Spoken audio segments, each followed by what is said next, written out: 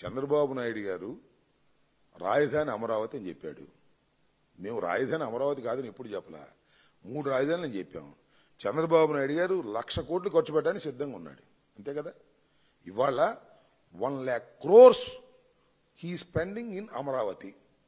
జగన్మోహన్ రెడ్డి గారు కూడా మొన్న చెప్పాడు, ఎందుకయ్యా ఇన్ని 1,00,000 కోట్ల రూపాయలు ఖర్చు పెడతారు ఒక రాష్ట్ర రాజధాని కోసం, ఈ గుంటూరు విజయవాడ మధ్యలో ఒక 500 ఎకరం తీసుకుంటే అయిపోతుంది కదా అని కదా చెప్పింది.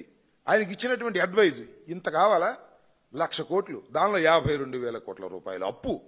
మెడికల్ కాలేజీలేమో 500 కోట్ల రూపాయలతో పూర్తయ్యేటటువంటి మెడికల్ కాలేజీలేమో అమ్మేసుకుంటారు. అవసరం లేనటువంటి రాజధాని కోసం 1,00,000 ఎకరాలు సేకరిస్తారు. అవసరం లేని రాజధాని కోసమేమో 1,00,000 కోట్లు కుమ్మరిస్తారు. ఏంటంటే నాకు అర్థం కాలేదు. నేను ఎప్పుడు చెప్తున్నా, ఇప్పుడు చెప్తున్నా, రాజధాని నిర్మాణం ఏంటంటే నాకు అర్థం కాలేదు. You select the capital.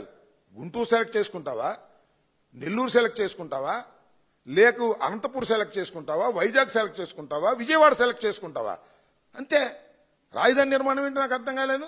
రాజధాని సృష్టిస్తారా నాకు అర్థం కాలేదు. హైదరాబాద్ ఏమన్నా సృష్టించారా రాజధాని? రాష్ట్రం విడిపోయినప్పుడు లేదా కలిసినప్పుడు, సంయుక్తంగా కలిసినప్పుడు కర్నూలు నుంచి రాజధానిని హైదరాబాద్కు షిఫ్ట్ చేశారు. హైదరాబాద్ ఏమన్నా నిర్మించారేంటి అక్కడ? నాకు అర్థం కాలేదు. హైదరాబాద్ ఏమన్నా నిర్మించలేదుగా. హైదరాబాద్ డెవలప్ అయిపోయింది, దట్స్ ఆల్. నువ్వు కూడా గుంటూరు విజయవాడ మధ్యలో నువ్వు రాజధాని పెడితే ఎవడు కదన్నాడు? దానికి 52,000 కోట్లు అప్ప, మళ్ళా 1,00,000 ఎకరాలు మళ్ళా సేకరణ, మళ్ళా అప్పు కావాలా? అన్ని తీసుకొచ్చి ఎవరినెత్తిన పెడతావు నాకు అర్థం కాలేదు. ఆఫ్టర్ ఆల్ రాజధాని అంటే ఏంటి? ఆఫ్టర్ ఆల్ ఒక శాసనసభ, ఒక హైకోర్టు, ఒక సెక్రటేరియట్ అయిపోయా. ఆ చుట్టూలో డెవలప్మెంట్ జరిగిపోద్ది. ఏం సృష్టించారు చెప్పండి నాకు? హైదరాబాద్లో, బెంగళూరులో ఏం సృష్టించారు, మెడ్రాస్లో ఏం సృష్టించారు? ఇది పెద్ద మొగోడు వచ్చి సృష్టించడానికి నాకు అర్థం కాల. ఆకాశం నుంచి తీస్తాడు ఒక రాజధానిని.